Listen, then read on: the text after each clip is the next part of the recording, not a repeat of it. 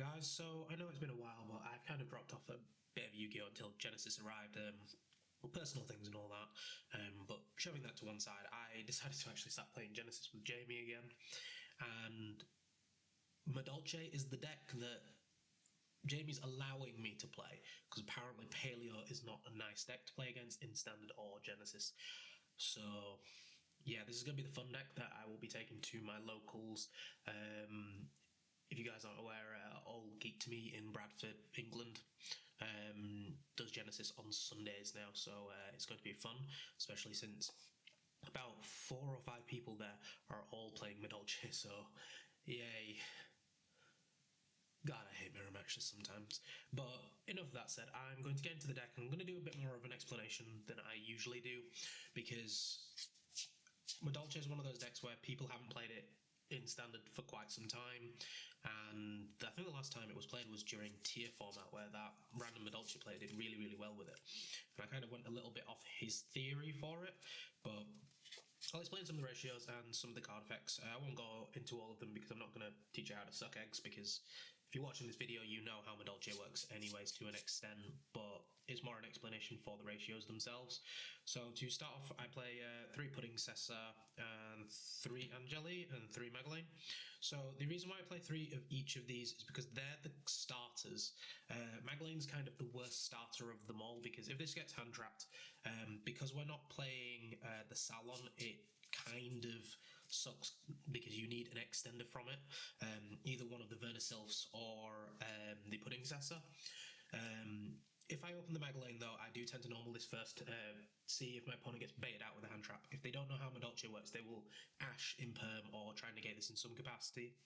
And then I just summon the Pudding Cessa for free, and I've just baited through one of the hand traps. If they are good with Madolche, they always negate this one, because this is how I get to all my free stuff.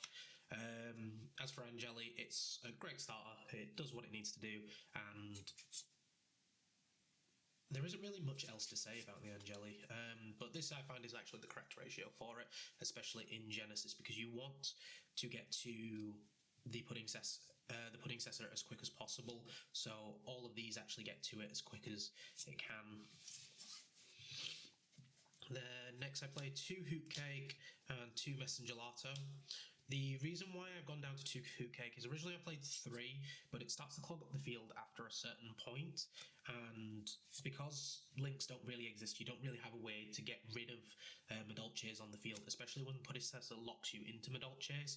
You end up with the Hoot Cake just randomly left on field, and drawing additional ones is a bit of a brick, because you need the Vernisylphs to make it good, because the only time the 3rd Hoot Cake is good is kind of when you're going second, because then you'll have stuff in the grave from your hand traps or the Vernisylphs, but going first, it's not really something that you require 3 of, and because most of the games that I play with Jamie are, we don't use the side decks or anything like that. That's why I don't have a side deck for a start for this, and second bit is because it's just built for the matchups that I do have.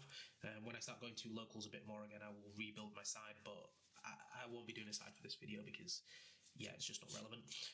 As for the Messenger Gelatos, I played only 1 previously, and then I found that similar thing, because there isn't a way to get it into the grave very easily besides detaching it as a material. There wasn't a way to get to the second one, well, to get it back from the grave with a Vernisylph, so that's why we played the second. And the fact is, there isn't that many targetable names in the deck, so 3rd is just a brick, and 1 just isn't enough, so that's why we play it at the 2. And then we do actually play the level 5 Pudding Cess.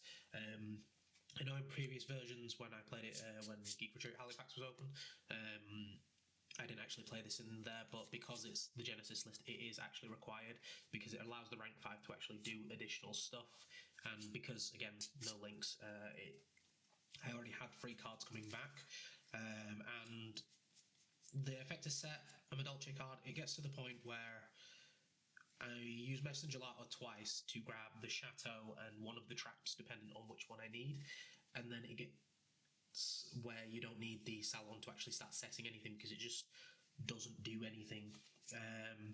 But beyond that, it's alright. The Chateau, though, is quite good, because any monsters that will be shuffled back into my deck, I can return them back to my hand. So when I use Teacher Glass's effect to target 2 cards in my graveyard, I can add them back to my hand. This also counts hand traps. So if I effectively alert my opponent, I can just add it back later. Or if I go orange light, ditch itself and a Madolche, I can go glass, put the Madolche and the orange light back, so then I have another negate, which is just amazing. As for tickets, just free extension. I do an R if I want this in the deck, because there are times where it is just a brick card, but it's okay. I wouldn't say it's necessarily bad, but as a brick card, it's the sense of I don't need it all the time to get through the plays, but sometimes it's just fine. Then to round off the rest of the spells, I play 3 Small World. You can play 7th Tachyon instead of this. It's a reasonable substitute for it. The reason why I don't play 7th Tachyon is because, number 1, I don't own 7th Tachyon, and number 2, Small World kind of just does enough. If I had some different bridges, I could have used it to bridge into orange light. It's not always guaranteed that I can bridge into orange light, but it is quite nice that I can do that. But it also basically just bridges into everything in the deck. If I reveal the right stuff, I can basically search anything in my deck. Then I play 3 Extrav as well, because I play 3 halves of nearly everything in the extra deck. Extrav doesn't matter. I've tested it probably about 20-30 games now, and not a single time have I banished all of my Madolches. There's at least been 1 left that is useful. Fair enough, on 1 occasion I did banish all 3 glasses, but because I still had Tiramisu, it still was enough, and if I banish all my Tiramisu's, I will still have glass, and it's very unlikely I'm going to banish all 3 of both of them, so the Extrav is good. And also the just draw 2, your opponent has to deal with it, so if they have an Ash or a negate, they will waste it on this, and then you can play through a lot more stuff a lot easier. And then finally, to round off the traps, I play 1 Promenade, and I will play the 1 Dessert. This is an iffy card, because to an extent I do want to play 2 Promenade, because Promenade's negate is a lot better, but if I were to play the 2nd Promenade, I would have to play the Salon so that I can set the Promenade during my opponent's turn, so I have free access to it during my turn. But Dessert's effect of free spot removal still is good, so for now I'll keep it the way that it is. And then on to the extra deck we go. So, like I said, with the extra stuff, I play 3 of the the rank 5.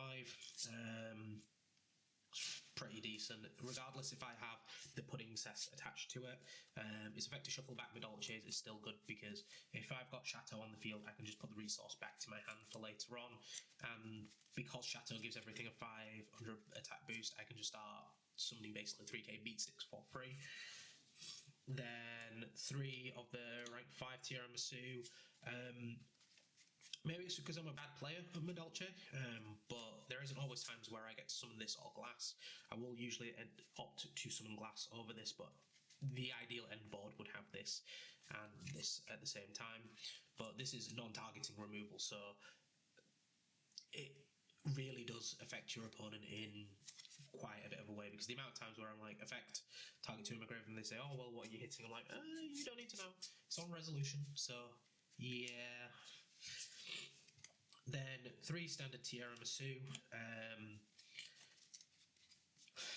It's the same as the rank 5, except unfortunately it was not a quick effect. But thankfully Konami listened to us, and when Madolche players say, we just want this as a quick effect, they give us the rank 5.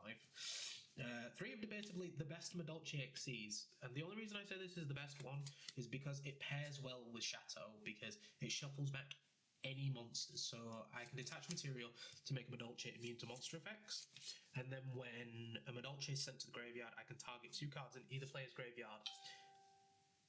And shuffle them back into the deck, but because of Chateau, I can return my targets back to hand, so it allows me to basically put back any of my hand traps, any of the Vernisylphs, anything that I want as just extension for either the turn that I'm on or follow up for my opponent's turn. And then the last XCs, I don't really summon any of these because Pudding Cess locks me into Madolches, but they're just there as options. I have the 1 Tornado Dragon as back for removal, 1 101, This is mainly because Jamie plays RDA, so it just outs the Red Nova and then the 1 Excite on Knight. Most of the time, these actually get banished on extra, but they're just there as options if required. If I was going to do anything else, I probably would put a 2nd Excite on it instead of the Tornado Dragon, because if I'm not doing the Pudding Cessor summon, I'm not locked, so then I can just start playing through stuff easily. But the deck locks me into quite a bit. It locks me into Earths, it locks me into Madolche, so these just kind of are just flex spots, and that's really it.